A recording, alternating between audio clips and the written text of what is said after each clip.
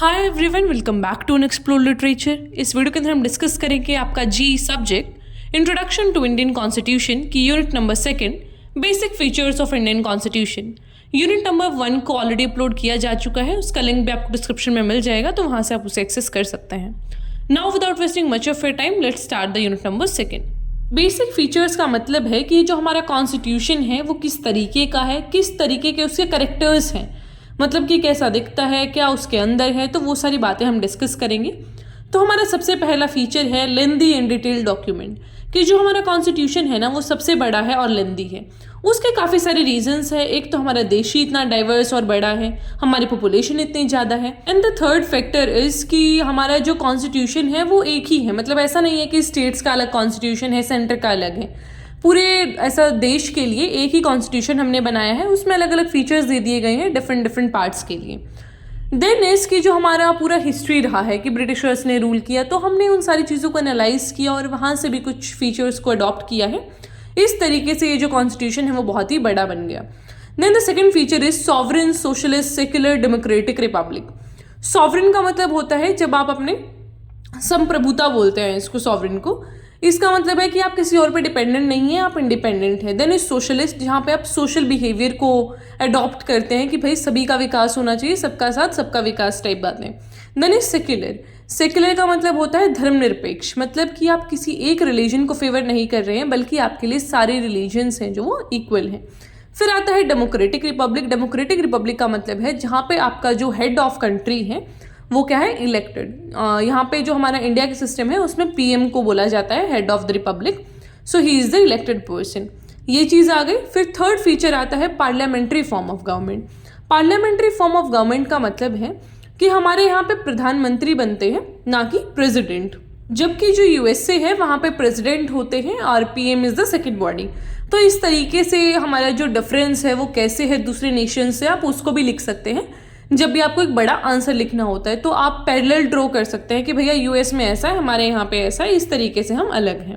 फिर आता है हमारा fourth feature, federal structure with unitary biases.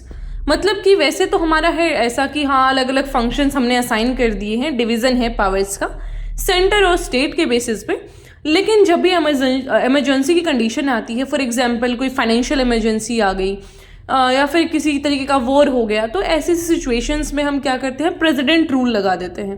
President rule का मतलब है कि अब सेंटर ही संभालेगा स्टेट की जो भी एडमिनिस्ट्रेशन है उसको भी। फिर फिफ्थ फीचर आता है फंडामेंटल राइट्स, की जो हमारा कॉन्स्टिट्यूशन है उसके पार्ट 3 में हमें कुछ राइट्स दिए गए हैं कि भाई कुछ भी हो जाए ये तो हक तुम्हें मिलेगा ही अपने देश के अंदर। अगर आप सिटीजन हैं तो ये चंद आपको कुछ राइट मिल रहे हैं जिनको आप एक्सरसाइज कर सकते हैं। फॉर एग्जाम्पल कि आपको मिलता है right to freedom of speech मिलता है, आपको फ्रीडम ऑफ रिलीजन मिलता है, प्रोफेस, प्रैक्टिस एंड वो सारे। राइट टू एजुकेशन मिलता है, राइट टू लाइफ मिलता है। तो इस तरीके से आपके काफ़ी सारे राइट्स हैं जिनको आप एक्सरसाइज कर सकते हैं और अपनी लाइफ को बेहतर तरीके से जी सकते हैं। फिर इसके बाद आते हैं directive principles of state policy.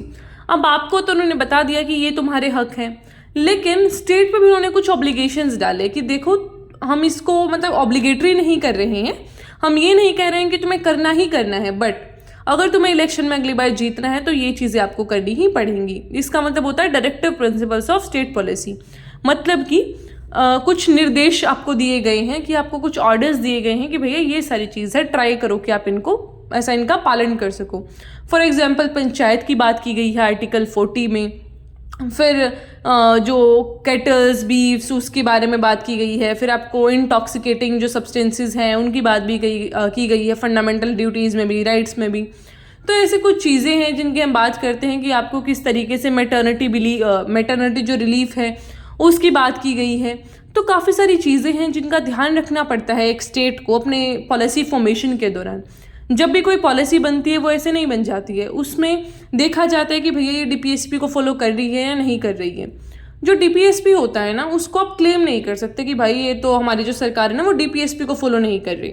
ऐसा आप कर सकते हैं सिर्फ फंडामेंटल राइट्स के लिए, कि अगर आपको आपके फंडामेंटल राइट्स ऐसा एक्सरसाइज करने नहीं दिया जा रहा तो आप कोर्ट में जा सकते हैं, सीधा सुप्रीम कोर्ट में जाओ आर्टिकल 32 से, जहाँ पे रिट्स मेंशन की गई हैं 5 तरीके की। लेकिन डायरेक्टिव प्रिंसिपल्स का ऐसा है कि देखो करना है तो करो, नहीं करना है तो नहीं करो, लेकिन अगले बार तुम्हें इलेक्शन में वोट नहीं मिलेगा। इसलिए जो पार्टीज़ है वो इन चीज़ों का ध्यान रखती हैं। Then the seventh thing is fundamental duties. अब जब आपको इतने सारे हक मिले हैं कि भैया रिलीजन प्रैक्टिस कर लो, फ्रीडम ऑफ स्पीच है तुम्हें, कल्चरल और एजुकेशनल राइट्स हैं, लिबर्टी है आपको बहुत सारी, then is right to life, तो काफ़ी सारी ऐसी चीज़ें हैं जो आपको मिली हुई हैं, तो अब तुम्हारे भी कुछ ना कुछ तो ऐसा जिम्मेदारियां बनती हैं, तो इसलिए हमें मिली हैं फंडामेंटल ड्यूटीज़। तो ये 42nd कॉन्स्टिट्यूशन अमेंडमेंट एक्ट से ऐड की गई थी, जहाँ पे आपको ऐसी ऐसी ड्यूटीज़ दी गई हैं कि भाई आपको जो अपना झंडा है उसका सम्मान करना है, आपको अपने जो मॉन्यूमेंट्स हैं उनका ख्याल रखना है, आपको अपनी यूनिटी को मेंटेन करना है, सोवेनिटी को नहीं हर्ट करना है। तो ये सारी चीज़ें हैं जो उनका हमें भी पालन करना होगा if we are into this nation. इसलिए अपने राइट्स को एक्सरसाइज करने के साथ साथ हमें अपनी ड्यूटीज़ का भी ध्यान रखना चाहिए। Then our 8th point is independent judiciary, की जो जुडिशरी है ना वो अलग है तुमसे, तुमने जो कुछ काम किया वो बताएगी लास्ट में कि तुम्हारा एक्ट लॉ जो भी है वो सही था या गलत था, या फिर जो भी तुम्हारे एक्शंस चल रहे हैं, तो जुडिशरी सबसे अलग है। इसका बहुत ही रीसेंट एग्जांपल मैं देती हूँ आज के न्यूज़पेपर से। न्यूज़ क्लिक के जो एडिटर हैं उनके ऊपर UAPA के चार्जेस लगे थे, तो उनको रिलीज़ कर दिया गया। अगर जुडिशरी इंडिपेंडेंट ना होती तो वो भी जो भी चीज़ें चल रही थी उनको ऐसे ही देखती रहती। But we see the cases like that, जहाँ पे सरकार के बिल्कुल खिलाफ जाके केसेस सुनवाई होती है, फिर फैसले आपके बिल्कुल खिलाफ नहीं आते हैं, and the government is also accuse in to that. तो ऐसी ऐसी जब चीज़ें होती हैं तो हमारा फेथ है जो वो और बढ़ जाता है जुडिशरी के ऊपर। फिर the 9th thing is single citizenship. Citizenship का मतलब होता है नागरिकता। तो हमारी जो नेशन है उसके लिए सिर्फ एक सिटीजनशिप है, मतलब ऐसा नहीं है कि आप किसी पर्टिकुलर स्टेट से बिलोंग करते हैं तो उसके भी आपके पास सिटीजनशिप हो। एक ही सिटीजनशिप है, we are the citizen of India. लेकिन US में क्या है, अलग अलग स्टेट्स की भी अपनी सिटीजनशिप है। फिर आता है integrity and independent election commissioner, जो इलेक्शन कंडक्ट कराता है EC। वो एक इंडिपेंडेंट बॉडी है, उस पर किसी की नहीं चलती है, उसका अपना एक पूरा फ्रेमवर्क है, वो उसी तरीके से काम करता है। ऐसा इसलिए किया गया है ताकि हमारे जो इलेक्शंस हैं वो फ्री एंड फेयर वे से कंडक्ट करवाए जा सके। जो इलेक्शन कमीशन है वो पार्लियामेंट के, स्टेट लेजिस्लेचर के, प्रेसिडेंट, वाइस प्रेसिडेंट, इन सारे इलेक्शंस को कंडक्ट करवाता है। Then the 11th feature is universal adult franchise. Universal adult franchise, इसका मतलब क्या होता है कि सारे जो भी 18 साल से प्लस के लोग हैं सबको हक है regardless of caste, gender, religion, economic status vote देने का। कि आप किसी भी कास्ट से बिलोंग करते हो, कितने पैसे वाले हो, किसी भी रेस से हो, रिलीजन से हो, सबको हक मिलेगा वोट देने का अगर आप 18 साल से ऊपर हैं तो। Then the 12th one is bicameral legislation. Bicameral legislation का मतलब होता है कि 2 हाउस हैं पार्लियामेंट में। बाई का मतलब 2 and cameral is the houses. तो बाइकैमरल लेजिस्लेचर मतलब हमारे लेजिस्लेचर में, लॉ मेकिंग बॉडी में 2 हाउसेज हैं। वो 2 हाउसेज कौन से हैं, लोकसभा और Rajya Sabha, upper house and lower house, या फिर house of people and council of states. तो जो लोकसभा है वहाँ पे डायरेक्टली इलेक्टेड लोग होते हैं और राज्यसभा में डायरेक्टली इलेक्टेड लोग नहीं होते, मतलब जो हमारे द्वारा चुने गए लोग हैं वो फिर आगे जाके उनको इलेक्ट करते हैं। तो इस तरीके से कुछ चीज़ें रहती हैं।